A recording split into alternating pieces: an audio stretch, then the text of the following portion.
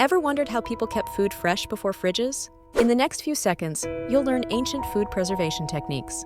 By the end, you'll know how resourceful our ancestors were. Fermentation and sun-drying were common methods. But did you know they used the ground too? They stored food in cool underground cellars.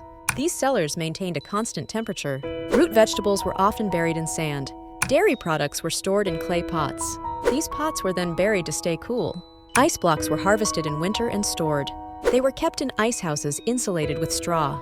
Salt was another key preservation method. It was used to cure meats and preserve fish. So yes, the ground played a big role. Isn't it fascinating how ingenious they were?